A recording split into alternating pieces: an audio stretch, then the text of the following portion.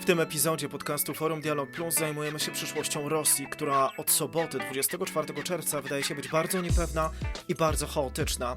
Rozmawiam z Januszem Bugajskim, amerykańskim politologiem, ekspertem The Jamestown Foundation w Waszyngtonie, który wydał właśnie książkę pod znamiennym tytułem Failed State – A Guide to Russia's Rupture, co po polsku będzie mniej więcej brzmiało Państwo upadłe, przewodnik po rozłamie w Rosji. Tę rozmowę odbyliśmy przed buntem Prigozina, kiedy Rosja znalazła się na krawędzi wojny domowej, ale wszystko, co widzimy w mediach od sobotniego poranka, wydaje się być opisane w książce Bugajskiego. W naszej rozmowie mówi o politycznym chaosie, który czeka Moskwę, o wojnach domowych. Tak, to liczba mnoga, wojnach domowych, które będą targać Rosją. Musimy się na to wszystko przygotować, bo jak mówi Bugajski, każde imperium, które się rozpadało, próbowało powstrzymać swój koniec między innymi poprzez inwazję na sąsiadów. Stąd atak przeciwko Ukrainie nie dziwi, ale jest symptomem zbliżającego się upadku Rosji, jaką znamy po rozpadzie Związku Radzieckiego. Rozmawiamy o tym, co to będzie oznaczało dla Polski, Ukrainy, Białorusi i dla Kaliningradu. To rozmowa w dwóch językach. Pytam po polsku, a Janusz Bugajski, który jako syn polskich imigrantów w Wielkiej Brytanii doskonale rozumie polski i świetnie mówi po polsku, jednak nie dał się namówić, żeby publicznie usłyszeć jego geopolityczną analizę w języku Mickiewicza, odpowiada po angielsku. Na ile ten background pański, polskie pochodzenie i mama i tata z Polski odgrywają rolę w patrzeniu na Rosję tak, jak pan na nią patrzy, nie tylko przy okazji tej książki, ale 21 innych także? A family background, I call it gives me a realistic view of Russia, rather than an illusory view that Russia can become like any normal Western country. It also gives me, I think, historical perspective in terms of the let's say longevity of Russian imperialism. We always view it through the prism of communism here in America and in the West. And the idea was that once communism collapsed, that somehow Russian imperialism would end. Well, we saw the fallacy in this now with the attack on Ukraine, but we've been witnessing this actually previously, attack on Georgia, previous wars with Ukraine and so forth. So in answer to your question, it gives me a sort of more insight, I suppose, more family experience, particularly as my parents were actually lived in Western Ukraine, what's now Western Ukraine, and were exiled to Siberia. So it gives it that extra flavor, I suppose, in terms of history in some ways repeating itself. Mhm. Pan zajmował się Bałkanami przez wiele lat i śledził właśnie upadek tamtejszego państwa, Jugosławii, po rozpadzie Związku Sowieckiego. I w tej książce czytamy, że ten upadek Rosji współczesnej to będzie połączenie upadku Związku Sowieckiego i właśnie Jugosławii. Ale czego dokładnie możemy się spodziewać? To będzie rewolucja, jaka w historii Rosji jest znana, czy właśnie jak będzie ta kombinacja wyglądała i czy ten proces się już zaczął? In the book, I talk about different scenarios of Russia's rupture, of collapse. And what I say is it will have both elements of the Yugoslav collapse from the 1990s, which was mostly violent, but not only. There were some countries like Slovenia that escaped largely unscathed. But it will also mirror some of the previous collapses with the Soviet Union, maybe even with the Tsarist Empire, when remember we had civil wars for nearly 10 years after Tsarism collapsed, and even after the Bolshevik coup d'etat, the wars continued, not just between Reds and Whites, but between different nationalities, different regions demanding independence. So in terms of has it started? Yes, I think it has started. If you listen to some of the Russian leaders, Putin himself, the more he talks about the unity of the country, the more one understands that the country really is not united, and they fear ethnic and regional unrest. And as I said, my book outlines all the different triggers that could unleash a lot of grievances and inequalities and insecurities in the country. And even some of the Russian military leaders now are talking about the danger of fracture, the danger of Putin repeating Nicholas II. So, you know, it's not just me saying it, it's actually happening with the Russian leadership. But my book goes into a lot of detail in terms of the scenarios of how this could evolve. Pytanie o czas oczywiście, nie będę pytał dokładnie o datę, bo w ogóle nie o to chodzi, ale to jest kwestia, kiedy będziemy widzieć takie wyraźne symptomy, że faktycznie ta Rosja stworzona przede wszystkim przez Putina, neolimperialna, upada. To są miesiące, lata czy dekady? It's difficult to give you a timetable. Before the war against Ukraine, I would have said it would take maybe a decade, but I think the timetable has now been speeded up for two reasons. One, Russia is under enormous military stress. It cannot produce the sort of weapons and troops that would be required to conquer Ukraine, or even to hold all of parts of Ukraine, part of the territory of Ukraine. So the Russian military is suffering enormous losses. Its industrial base is declining. Economic sanctions are damaging its economy, its finances, its energy revenues. All the indications are that Russia's been squeezed from all sides. And as a result, the collapse, the rupture has been speeded up. I can't tell you an exact moment. It's not going to happen overnight. It's going to be a number of rolling crises. Remember, the Yugoslav collapse took about 10 years altogether before all the new countries emerged. Even now, we see conflicts within some countries like Bosnia, or between countries like Kosovo and Serbia. So don't expect to wake up tomorrow morning and see 20 new countries and the end of Russia. It's going to be a process. No jasne, ale też taki proces będzie potrzebował symbolu. Czy upadek Putina, odejście Putina, jakkolwiek ono by się miało zadziać, czy sam już nie będzie miał sił, czy dojdzie do jakiejś rewolucji pałacowej na Kremlu, czy to będzie tak naprawdę taki symbol tego upadku współczesnej neolimperialnej Rosji? Yes, it would be one major, let's say, factor in the collapse, because if there is a power vacuum at the center, and I don't believe that there is an easy replacement for Putin. It's not like the communists who had a successor that the Politburo chose and then was accepted by the majority of the Central Committee. This is a different process. This is a personalistic regime that has no successor. So you're going to witness a power struggle. You're going to witness different factions of the security services, military, oligarchs vying for power. This, I think, will unleash increasing disconnect between the center and the regions. And I do expect some of the regional governors, even though they've been appointed by Moscow, are going to have to make a choice, just as they did, remember, in Soviet times when Soviet Republican heads were appointed by Moscow, but then many of them chose independence when they saw that Moscow was weak and didn't control the country. So this is part of the problem for Putin. Once he is ousted or he collapses as a result of internal factors and loss of war, there is no easy replacement for him. And I think this tussle for power is going to be one of the major triggers, I would say, for the rupture of the country. A jeżeli Putin by kogoś wykreował, tak jak już to zrobił wcześniej z Miedwiediewem, teraz też on jest bardzo aktywny. To jest ten, który grozi szczególnie tutaj nam, tej części świata. I wiele osób myśli, że właśnie to może być taki przejściowy prezydent po Putinie, że cały czas dlatego jest tam jakoś usytuowany, po to, żeby znowu powtórzyć ten manewr, który już w przeszłości widzieliśmy. Yeah, I don't think that's feasible at this point. I think Medvedev is seen probably as a weaker leader by some of the hardliners. Putin isn't going to necessarily be replaced by some kind of reformer in waiting. There could be a power struggle between different nationalist groups, between different military leaders.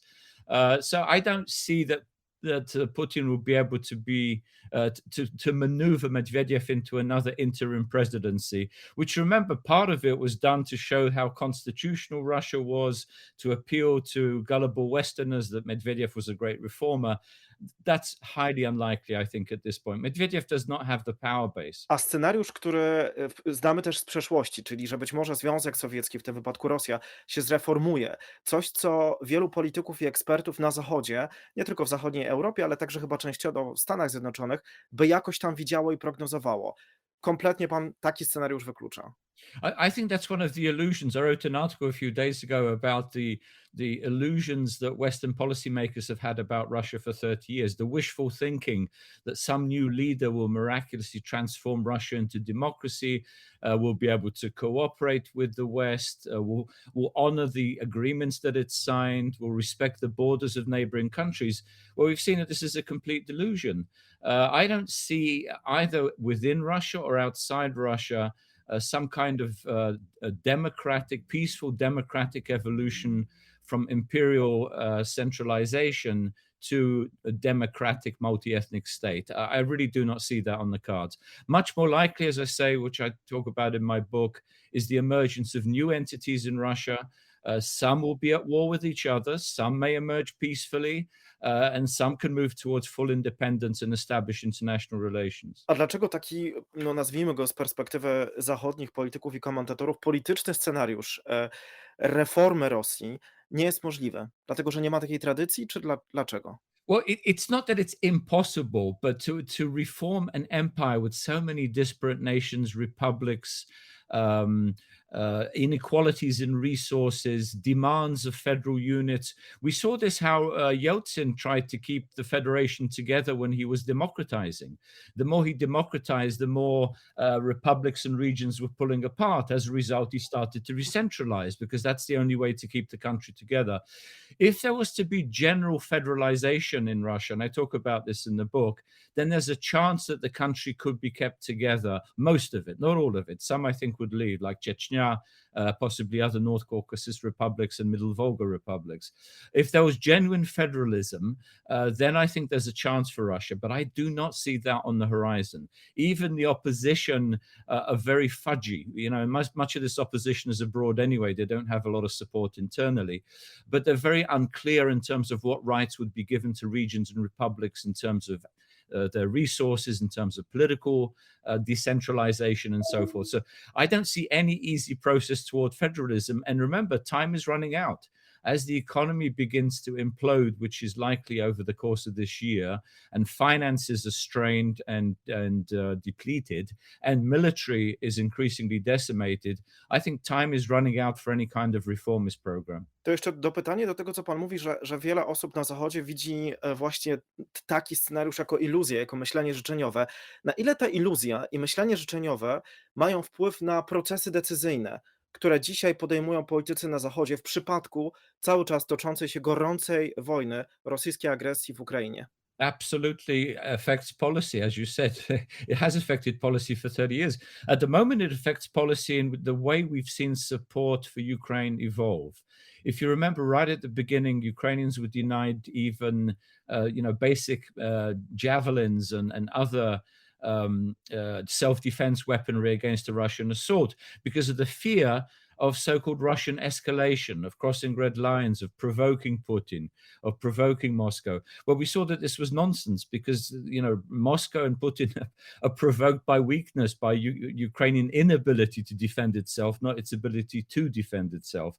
So we've seen an evolution very gradually, but still, I would say, a fear that somehow we would provoke Russia into some major war against the West. I think this is absolutely unlikely. If this so-called second army in the world can't even beat a Ukrainian force that has only been constructed really over the past year as a fully fledged professional army, I cannot imagine that it would invade a NATO country. And as for the use of nuclear weapons, of course, this is the big threat that the Russians continue to wave over the West. Unfortunately, in a lot of policy circles, that is still feared as a possibility. I personally think it's not. I think it's completely unlikely that they would commit nuclear suicide by firing any kind of weapons against the West. No tak, ale właściwie wiele osób boi się tego, że jeżeli Rosja pogrąży się w jakimś chaosie, to że ten chaos będzie bardzo niebezpieczny, żeby prowadzić z nimi jakiekolwiek racjonalne negocjacje czy rozmowy w momencie, kiedy posiadają arsenał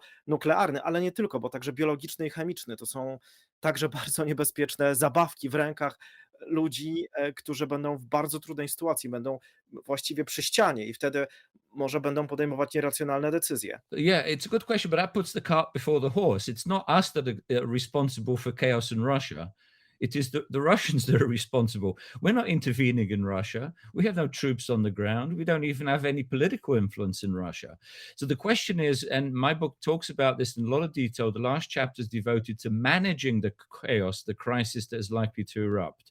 And there are two things that we have to be aware of. One, the chaos internally that could develop in Russia with potential civil wars, but also the emergence of states that are reaching out to the Western and Eastern democracies for recognition. So we should be prepared for that. Secondly, any empire that's beginning to die, that's in its final, and then continues to convulse in its internal turmoil, may lash out at certain neighbors. That's why it's extremely important to protect and defend and deter any kind of Russian provocations against any neighbors, including NATO countries. They're not in a position to invade, but they may be in a position to create some sort of subversive activities, some acts of sabotage, So we have to be prepared for this. No właśnie, ale pytanie, czy o tym oni wiedzą, bo też nie byli gotowi do tego, żeby zaatakować Ukrainę, ale im się wydawało, że są. Pytanie, czy sami wiedzą o swojej słabości. I think that a lot of people are realizing the weakness.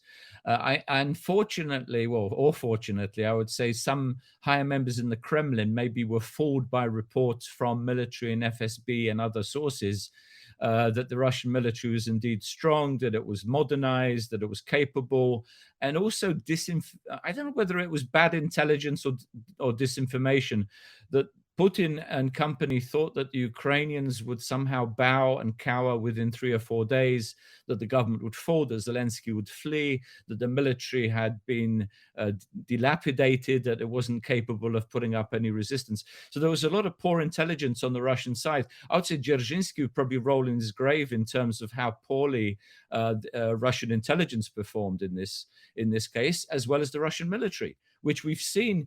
We've listened to our so-called Russia experts, military experts for so many years, how strong the Russian army is. But in fact, it's riddled with lies, with corruption, with depleted weapons, with theft of military property and spare parts. It exposes, I would say, the incompetence and corruption of not only the military, because the military reflects society, of the political structure of the entire power vertical. Ale też nie spodziewali się tego, że Zachód będzie jednak tak zdeterminowany do tego, żeby pomóc Ukrainie. I jak na Zachód w dość szybkim czasie. Czy pan także też był tym zaskoczony, że na razie Zachód przy wszystkich małych różnicach, ale patrząc na big picture, wspiera Ukrainę i to coraz bardziej, nawet jeżeli to czasem trwa? Yeah, I wouldn't say surprised. I would have liked to have seen this happen much earlier. And I think it was thanks to countries, particularly Poland and the Baltic states, Britain and a few others, that really kept the pressure on to supply Ukraine with the weapons it needed. So I think those countries deserve enormous credit. Biden, for his part, I think did play a major role. He was obviously a bit scared and careful at the beginning, as I pointed out earlier, but eventually realized that Russia was weak. And the more they realized that Russia could be defeated, the more I think it emboldened us to give Ukrainians the weapons to be able to defeat them. And I hope that process is going to continue over the next few critical months in this war. No właśnie, ale to jeszcze tylko dopytanie, dlatego że Putin chyba też chce zobaczyć, jak długi oddech będzie miał Zachód. Szczególnie patrzy na wybory w Stanach Zjednoczonych. Czy jeżeli doszłoby do zmiany, prezydent Biden nie wygrałby reelekcji, tylko by ktoś z republikanów, czy to będzie znowu Donald Trump, czy to będzie Ron DeSantis, przejąłby władzę w Białym Domu, to czy faktycznie Putin wtedy może przeżyć i taka Rosja, jaką dzisiaj mamy, bo on myśli, że my się wcześniej rozlecimy niż on. No, I think he has his time. If that's what he thinks, I think he has his timetables muddled. Ja nie wiem, czy tak myśli, ale wielu ekspertów uważa, że on tak myśli.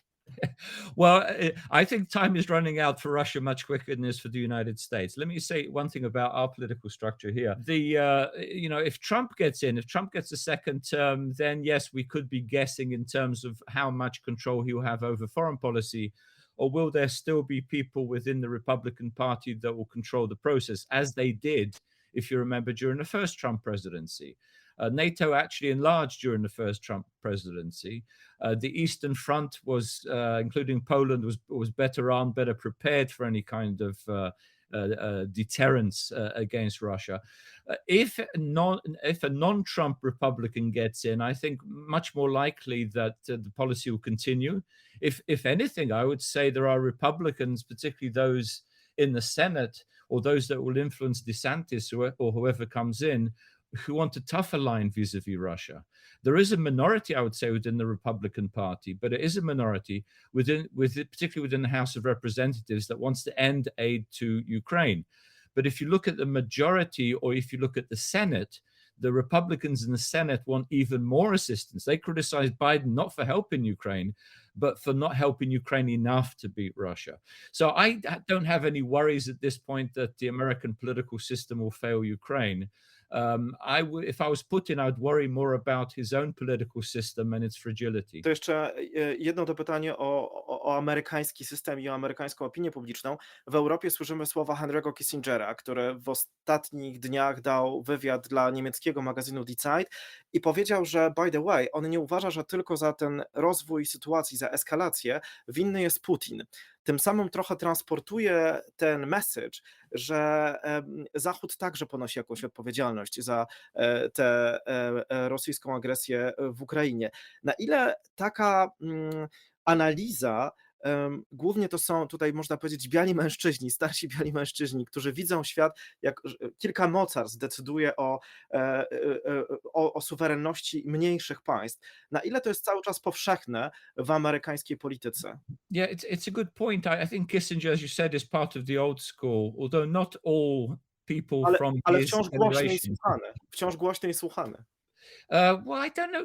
I mean, listen to, but when I talk to people, they're very skeptical about anything Kissinger says at this point. I mean, he even says some good things occasionally, like Ukraine should be a member of NATO. So I think he's come a long way since a few years ago.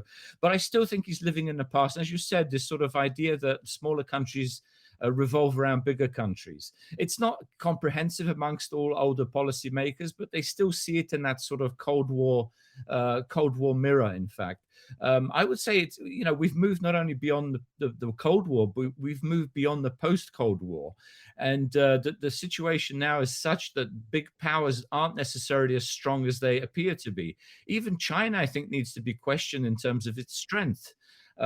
But that comes after Russia. To jeszcze jedno to pytanie do amerykańskiej polityki, już wracam do Rosji, bo też często jest transportowana w tej chwili taka analiza sytuacji na świecie, że jednak głównym zagrożeniem dla Stanów Zjednoczonych są Chiny, a nie Rosja. Z naszego punktu widzenia tej części świata i tej części Europy jest inaczej. I widzimy to od 24 lutego 2022 roku. Jak pan uważa, kto jest teraz największym zagrożeniem dla międzynarodowego porządku, teraz i w najbliższych latach? To jest Chińska Republika Ludowa, czy to jest Rosja? I would say in the short term, it's Russia, Co to particularly in znaczy, Europe. co to znaczy ten krótki okres? To jest 5 lat, 10 czy Yeah, więcej? over the coming few years, until even after Russia starts to rupture, I think it will be a challenge for the West to handle the impact. But China, I would say, is a much more patient, long-term threat to the Western world. Not only the Western, but also the Eastern world. Although I would even hesitate there because we tend to view every power as rising until there's a clash. I see indications now that China may actually have come to a point where it starts to decline in terms of its economic performance. It has major demographic problems. It doesn't deliver on a lot of these exploitative investments, such as in Central Asia. We see a lot of countries now complaining that China isn't fulfilling its obligations. So I don't necessarily think that this idea that China is going to be the next huge threat to the West is probably overblown at this point, but still needs to be watching carefully because of the question of Taiwan, the question of neighboring countries that neighbor China that may be threatened. Although, let me just say one thing very importantly to those that say we need to deal with China rather than Russia. As the Taiwanese say, a Ukrainian victory over Russia will send an enormously strong message to China not to touch Taiwan, and thereby to prevent another major conflagration in East Asia. Ale z naszej perspektywy Polski, zapytam teraz o to, czy my także, bo rozumiem, że Stany Zjednoczone, które są mocarstwem i oczywiście grają w innej lidze w tej perspektywie, powiedziałby pan, że dla nas też w dłuższej perspektywie to Chiny są większym zagrożeniem niż Rosja, jakakolwiek ona będzie za te kilka lat? I would say for individual Central East European countries, or even European countries in general, the threat isn't military. The threat isn't territorial. It's not identity. It's not reinterpreting history. It's not controlling the political structures. I don't think that's the case with China. China wants a preeminent economic role through which it can project its security, particularly vis-a-vis the United States. Unless European Union decides to become a major player, I don't see the European Union threatened in any kind of security way. NATO will be threatened because it's linked with the United States. Not militarily, but providing support for America to prevent China from using economic tools to gain greater political leverage over the West. That, I would say, is a threat. Russia's a more direct existential threat. China, if it continues to to strengthen, which actually I don't think it will. If it continues to strengthen, its threat is more, I would say, on the economic and informational side. Pytam też o to, dlatego że pan zna na pewno tę wypowiedź kontrowersyjną sprzed paru tygodni prezydenta Macrona, której sens był też taki, że wykorzystajmy chiński wpływ na Rosję, żeby jak najszybciej zakończyć wojnę w Ukrainie, bo ona jest tutaj blisko nas. Za to będziemy bardziej pobłażliwie patrzeć na to, co oni będą w przyszłości robić z Tajwanem. Yeah, I don't see China as any kind of mediator between Ukraine and Russia on the war. It's clear what Ukraine wants. It's clear what the Russians want. China, I think, is posing as an international diplomatic player. They know themselves. They know Russia better than anyone. They know themselves they're not going to end the war. But if they pose as such, they may fool certain politicians and raise their prestige in France, Germany, and other countries. To w kontekście pańskiej książki i tezy, jaki wpływ na upadek Rosji będzie miało to zbliżenie chińsko-rosyjskie? I czy faktycznie Chińczycy na to pozwolą? Czy oni nie będą podawać Rosji ciągle kroplówki, właśnie tej autorytarnej Rosji Putina? For China, it's a two-track thing. For China, it's useful to have Russia as an enemy of the United States because it distracts attention from its own conflict with the United States. On the other hand, if Russia becomes an awkward partner and starts threatening nuclear war or a wider conflict with the United States, in which China then is expected to be drawn into, they'll completely avoid that. We see this with Chinese hesitancy to provide any kind of military wherewithal to Russia in its war against Ukraine, because they don't want to be involved either in the sanctions or in being seen as an aggressive power directly in Europe. So the third part of it, I would add also, is as Russia begins to fracture, as I talk about in my book, China's going to be sorely tempted to have a more direct sway, more direct control over some of its territories for questions of resources, for demography, transportation, and other security factors. This is where I think the West will play an important role, not just the Western democracies, but Eastern democracies as well, Japan, South Korea, and others, in terms of the new states that are emerging from eastern part of Russia, from the Far East and Siberian regions, need to be drawn into international institutions and be recognized internationally to prevent them being drawn into a Chinese sphere of influence and even Chinese territorial control. Już wracam znowu do książki, do Rosji, ale jeszcze tylko jedno pytanie, bo mówi pan, że Chiny nie są wiarygodnym mediatorem w tym konflikcie. Wiele państw na Zachodzie, także szczególnie w Niemczech w tej chwili, patrzy na globalne południe jako te siły, które mogłyby jakoś pomóc zakończyć ten konflikt. I orientują się teraz w swojej debacie nie tylko na poziomie ekspertów, ale także polityków na tym globalnym południu, czyli oprócz Chin, to jest umowne oczywiście południe, także Indie, czy Brazylia, czy Afryka Południowa. Jak pan to ocenia? Czy faktycznie ten wpływ tego globalnego południa, które też jest oczywiście bardzo skłócone między sobą, może przyczynić się do szybszego zakończenia tej wojny w Ukrainie? Yeah, I try and avoid labels like a collective West or global South. As you said, it generalizes too much. When you include countries that have very different political systems, very different policies, sometimes are in conflict with neighbors. I don't see this as a collectivity. The Russians want to depict this as one solid group of countries that support Moscow. I think that's a bit of a fable. I don't see also that any of these countries can play a major role in European affairs, which is what the war in Ukraine, at the basics is. Who's going to mediate for what? Let me ask you. You mediate as probably Mao would say, you mediate with the barrel of a gun, not by surrendering your territory. I can't imagine any of these countries will have the credibility either in Kiev or the sway in Moscow to effect any kind of a peace process. No przez to też jest wyrażana taka nadzieja, że na przykład może Indie przestaną kupować tak dużo ropy od Rosji, jak zaczęły to robić w momencie, kiedy Zachód wprowadził sankcje, i że może przyłączą się do części sankcji, że w momencie, kiedy się nie przyłączają do części sankcji, to rosyjska gospodarka, chociaż bardzo osłabiona, to jakoś tam jeszcze może funkcjonować. Yeah, I mean, in terms of energy, the European market is now basically blocked to Russian resources. They were very dependent on that European market for much of their energy revenues and actually for their budget. They've been trying to sell as much as possible to other countries, India, Indonesia, and others. But all these countries want the purchase the energy, the oil and gas at discounted prices, which doesn't help much with the Russian budget.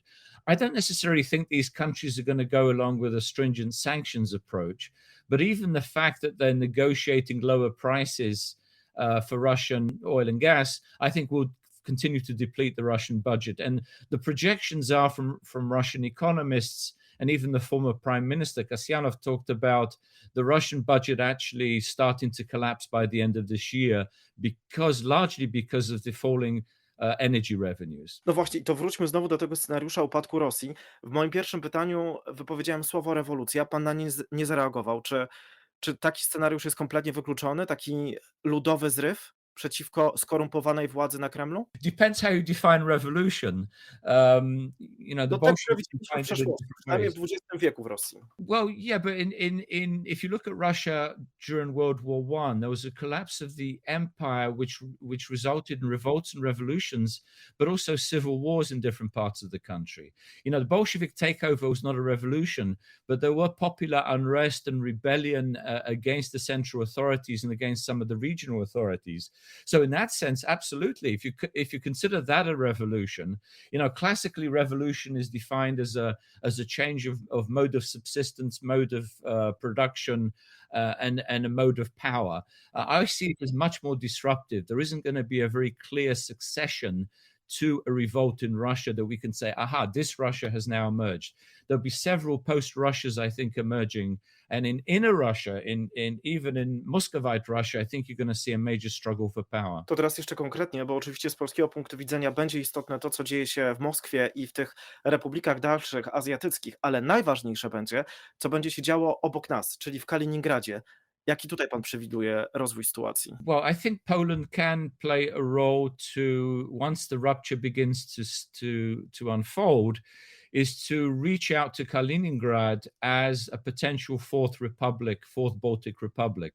In other words, Poland should not have any territorial, or Lithuania, or Germany for that matter, should not exhibit any territorial pretensions to the territory.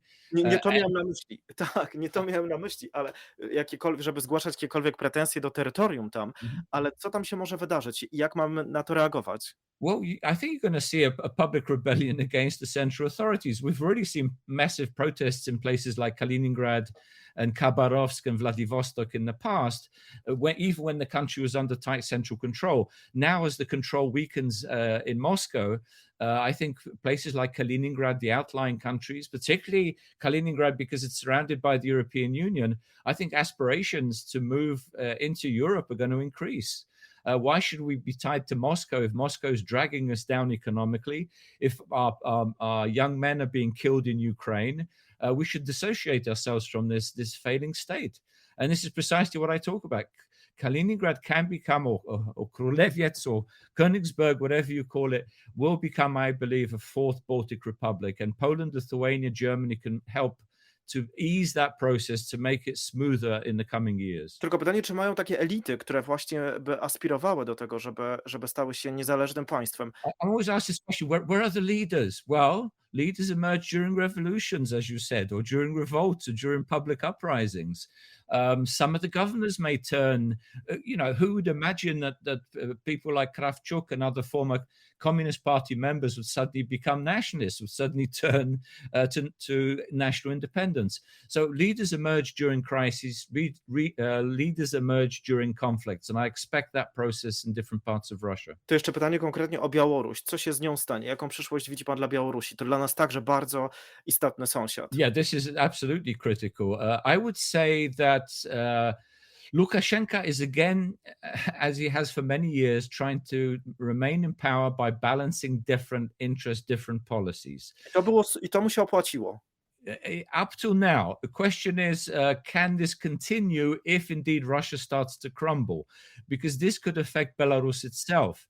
If he is so entwined now with the Russian power vertical, politically, militarily, security, intelligence, then I think his system also will begin to crumble once Putin's does. And the question also is, of course, of the role of the Belarusian public. We saw the massive demonstrations against the forged elections in 2020 that were subsequently pulled down.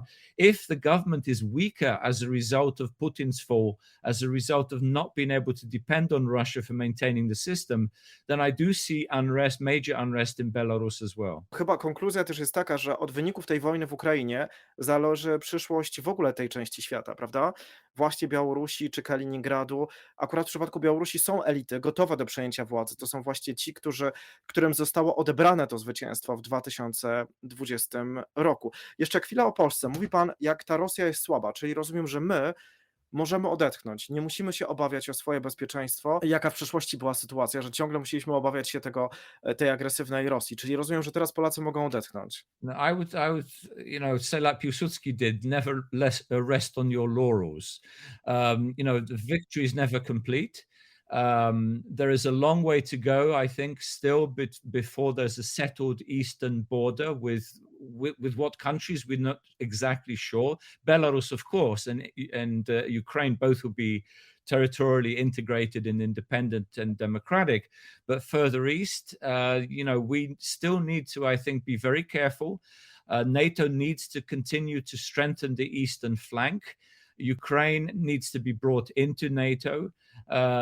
NATO forces, particularly Americans, Brits, and others, need to be stationed on Ukrainian territory as a form of deterrent, just as they are now in Poland and the Baltic states. So there's still a long way to go, a lot of uncertainties and unpredictabilities exactly how that scenario of Russia's dissolution will unfold. To na koniec jeszcze pytanie, co będzie szybciej, co stanie się szybciej?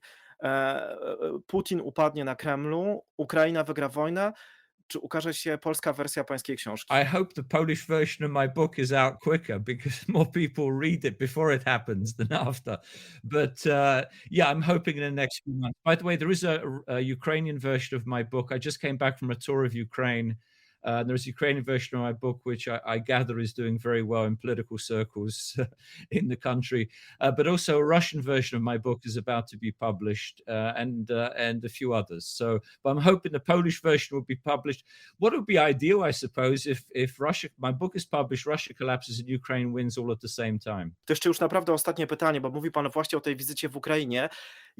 Jaki kraj pan tam teraz zobaczył? Jakich ludzi? Czy oni oczywiście, jak to mówi prezydent Biden, Ukraina wciąż stoi, tylko że oni płacą ogromną cenę za to. To oni płacą ogromną cenę. My się patrzymy i mówimy, że wygrywają, ale oni płacą za to ogromną cenę.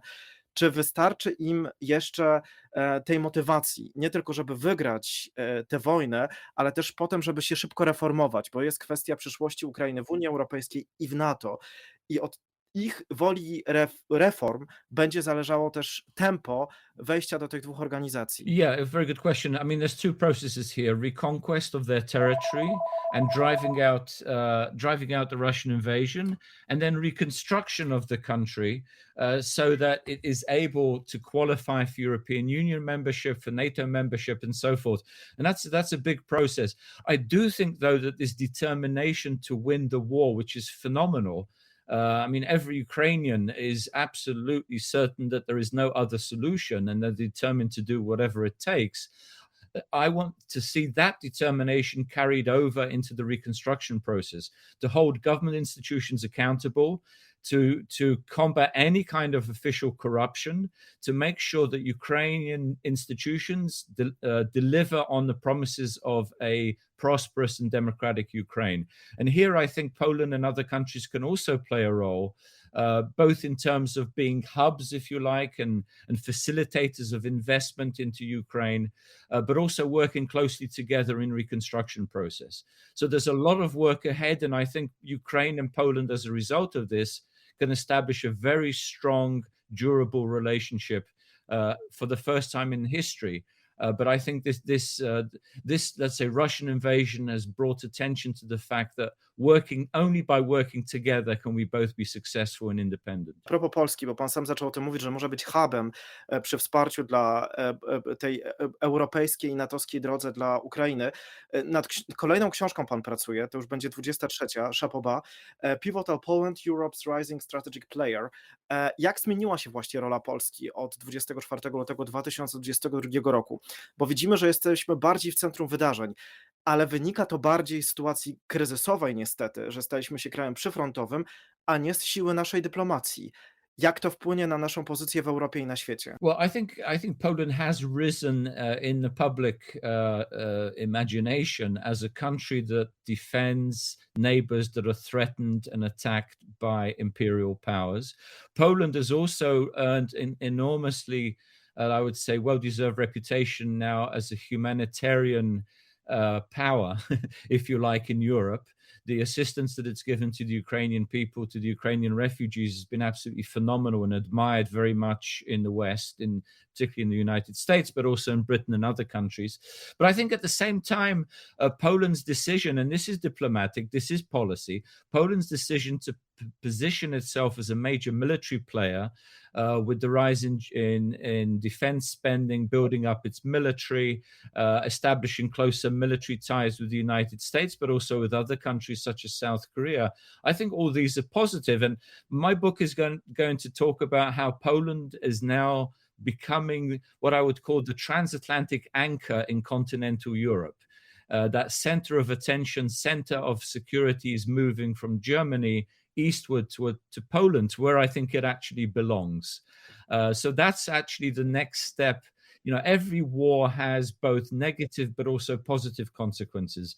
And I think that will be the positive consequence not only for Poland, but for the wider region. Dziękuję za rozmowę. Thank you. Dziękuję bardzo.